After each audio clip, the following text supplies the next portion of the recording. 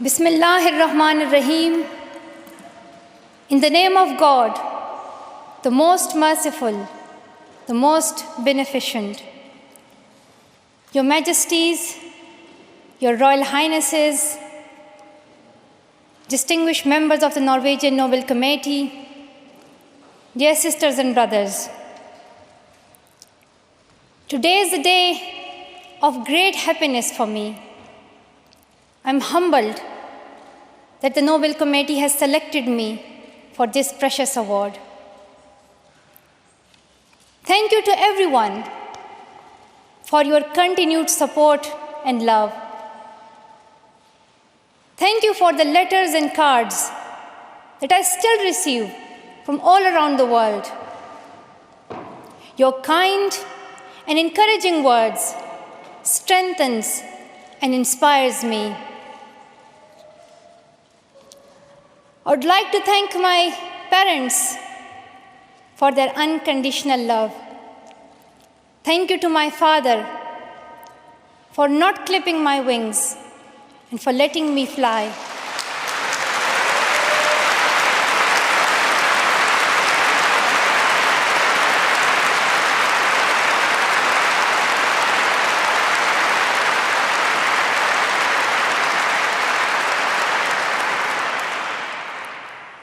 Thank you to my mother for inspiring me to be patient and to always speak the truth, which we strongly believe is the true message of Islam.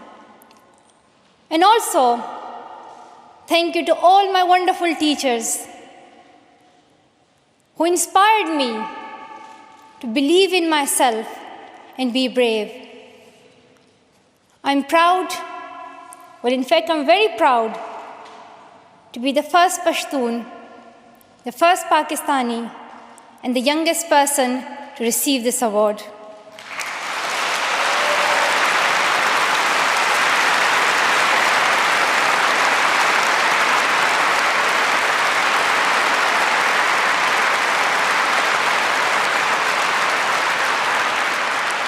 Along with that, I'm pretty certain that I'm also the first recipient of the Nobel Peace Prize who still fights with her younger brothers.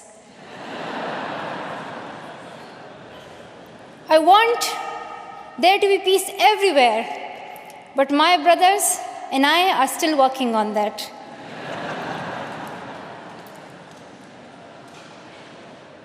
I'm also honored to receive this award together with Kailash Satyarthi, who has been a champion for children's rights for a long time, twice as long, in fact, than I have been alive. I'm proud that we can work together. We can work together and show the world that an Indian and a Pakistani, they can work together and achieve their goals of children's rights.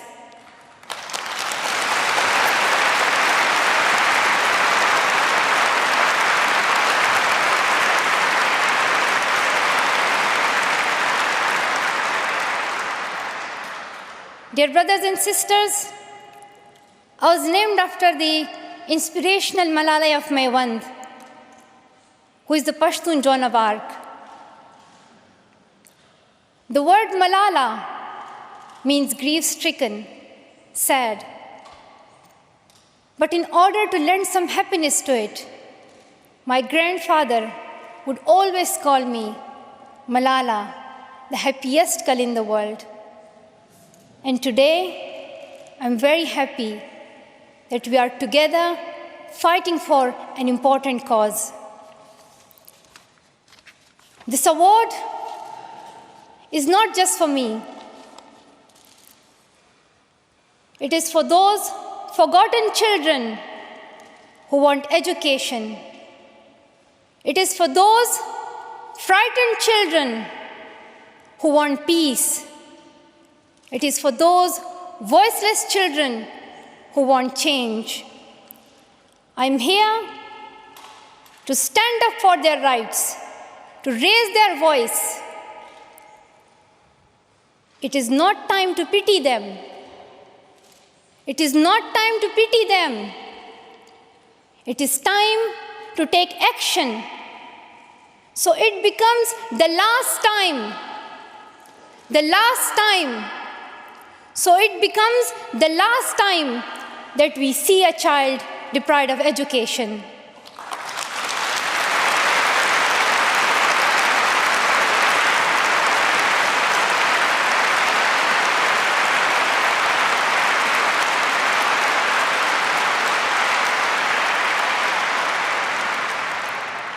I have found that people describe me in many different ways. Some people call me the girl who was shot by the Taliban, and some the girl who fought for her rights. Some people call me a Nobel laureate now. However, my brothers still call me that annoying bossy sister. As far as I know, I'm just a committed and even stubborn person who wants to see every child getting quality education, who wants to see women having equal rights, and who wants peace in every corner of the world.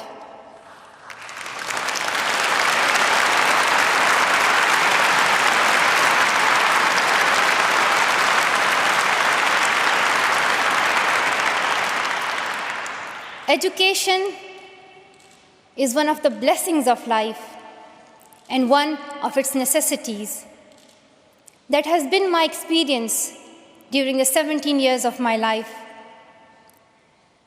In my paradise home, Swat, I always loved learning and discovering new things. I remember when my friends and I would decorate our hands with henna on special occasions. And instead of drawing flowers and patrons, we would paint our hands with mathematical formulas and equations. We had a thirst for education. We had a thirst for education because our future was right there in that classroom. We would sit and learn and read together. We loved to wear neat and tidy school uniforms. And we would sit there with big dreams in our eyes. We wanted to make our parents proud and prove that we could also excel in our studies and achieve those goals which some people think only boys can. But things did not remain the same. When I was in Swat, which was a place of tourism and beauty, suddenly changed into a place of terrorism. I was just 10, that more than 400 schools were destroyed. Women were flogged. People were killed. And our beautiful dreams turned into nightmares. Education went from being a right to being a crime. Girls were stopped from going to school. When my world suddenly changed, my priorities changed too. I had two options. One was to remain silent and wait to be killed. And the second was to speak up and then be killed. I chose the second one. I decided to speak up.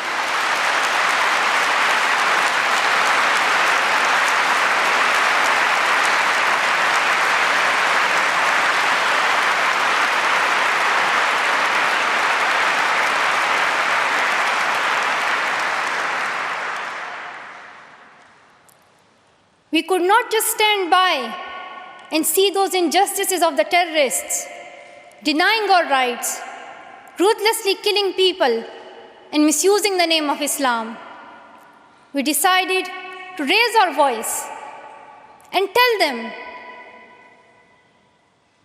have you not learned that in the Holy Quran Allah says, if you kill one person, it is as if you kill the whole humanity? Do you not know that Muhammad, peace be upon him, the Prophet of mercy, he says, do not harm yourself or others. And do you not know that the very first word of the Holy Quran is the word Iqra, which means read? The terrorists tried to stop us and attacked me and my friends who are here today on our school bus in 2012. But neither their ideas nor their bullets could win. We survived. And since that day, our voices have grown louder and louder.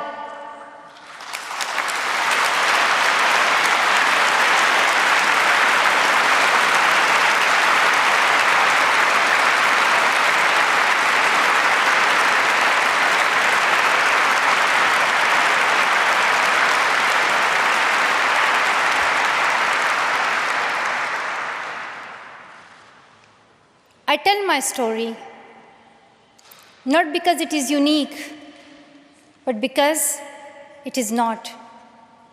It is the story of many girls. Today, I tell their stories too. I have brought with me some of my sisters from Pakistan, from Nigeria, and from Syria who share this story. My brave sisters, Shazia and Kainat, who were also shot that day on our school bus, but they have not stopped learning. And my brave sister, Kainat Somro, who went through severe abuse and extreme violence. Even her brother was killed, but she did not succumb. Also my sisters here, whom I have met during my Malala Fund campaign.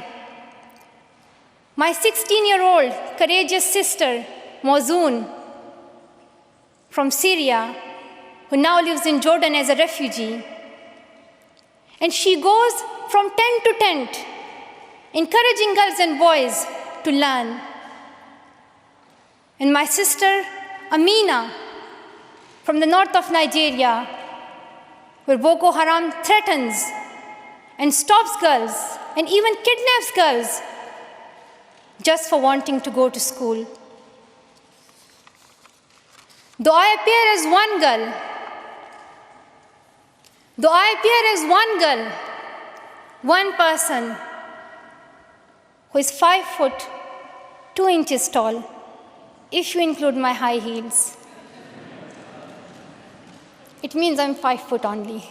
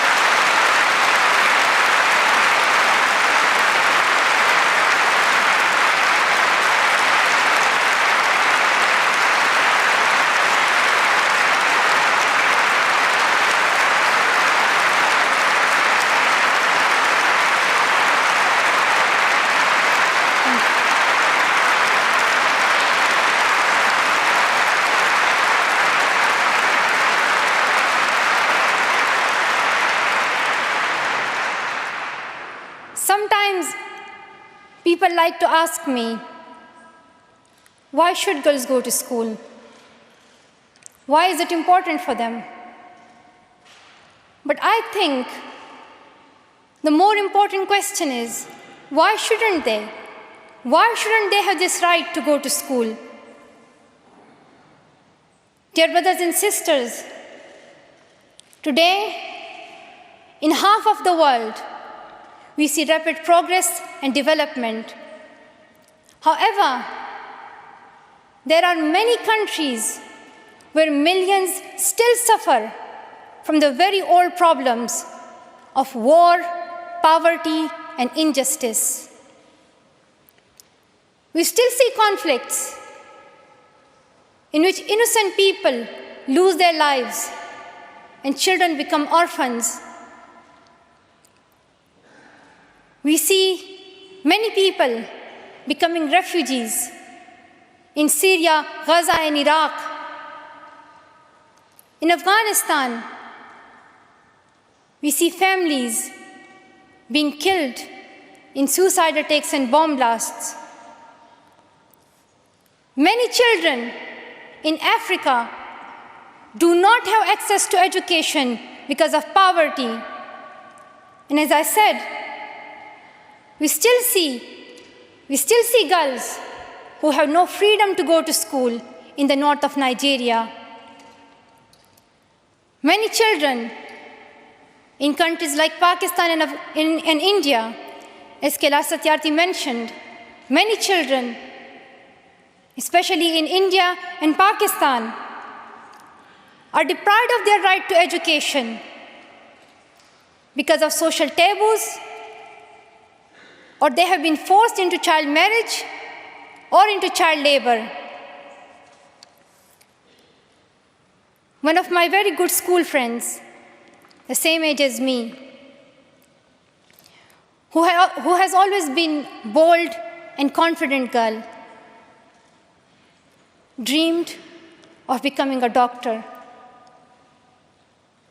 But her dream remained a dream. At the age of 12, she was forced to get married. And then soon, she had a son. She had a child when she herself was a child, only 14. I know that she could have been a very good doctor, but she couldn't because she was a girl. Her story is why I dedicate the Nobel Peace Prize money to the Malala Fund to help give girls quality education everywhere, anywhere in the world, and to raise their voices.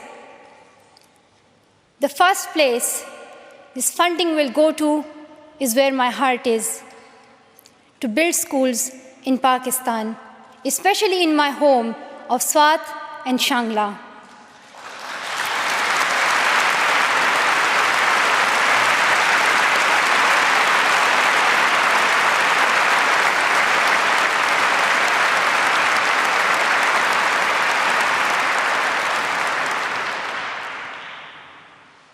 In my own village, there is still no secondary school for girls.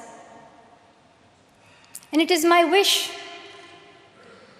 and my commitment, and now my challenge, to build one so that my friends and my sisters can go there to school and get quality education, and they get this opportunity to fulfill their dreams. This is where I will begin, but it is not where I will stop. I will continue this fight until I see every child in school. Dear brothers and sisters, great people who brought change, like Martin Luther King and Nelson Mandela, Mother Teresa and Aung San Suu Kyi, once stood here on this stage. I hope the steps that Kailash Satyarthi and I have taken so far and will take on this journey will also bring change, lasting change.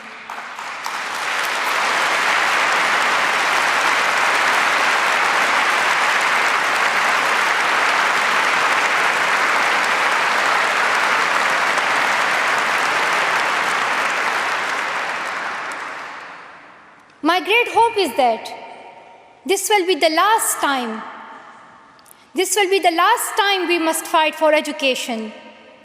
Let's solve this once and for all. We have already taken many steps. Now it is time to take a leap. It is not time to tell the world leaders to realize how important education is. They already know it. Their own children are in good schools. Now it is time to call them to take action for the rest of the world's children. We ask the world leaders to unite and make education their top priority. 15 years ago, the world leaders decided on a set of global goals, the Millennium Development Goals. In the years that have followed, we have seen some progress. The number of children out of school has been halved, as Kailash Satyarthi said. However, the world focused only on primary education, and progress did not reach everyone. In year 2015, representatives from all around the world will meet in the United Nations to set the next set of goals, the Sustainable Development Goals. This will set the world's ambition for the next generations. The world can no longer accept that basic education is enough. Why do leaders accept that for children in developing countries, only basic literacy is sufficient when their own children do homework in algebra, mathematics, science, and physics? Leaders must seize this opportunity to guarantee a free, quality, primary and secondary education for every child.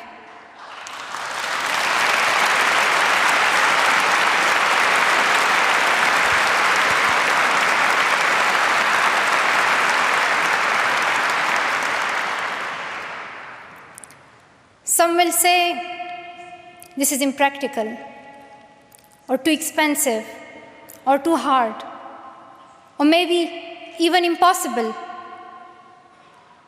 But it is time the world thinks bigger. Dear sisters and brothers,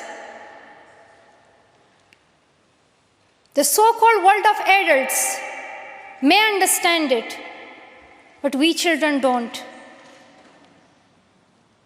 Why is it that countries which we call strong are so powerful in creating wars, but are so weak in bringing peace?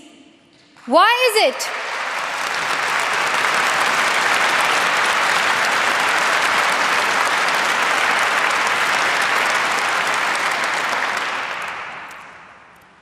Why is it that giving guns is so easy, but giving books is so hard?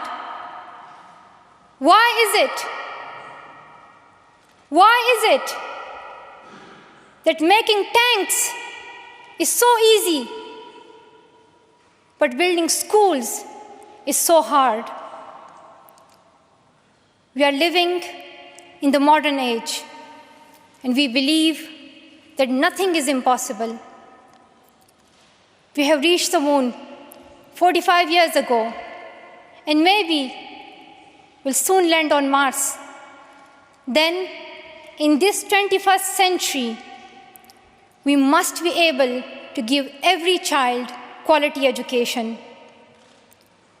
Dear sisters and brothers, dear fellow children, we must work, not wait. Not just the politicians and the world leaders, We all need to contribute. Me, you, we. It is our duty. Let us become the first generation to decide to be the last. Let us become the first generation that decides to be the last, that sees empty classrooms, lost childhoods, and wasted potentials. Let this be the last time that a girl or a boy spends their childhood in a factory. Let this be the last time that a girl is forced into early child marriage. Let this be the last time that a child loses life in war. Let this be the last time that we see a child out of school. Let this end with us. Let's begin this ending together, today, right here, right now. Let's begin this ending now. Thank you so much.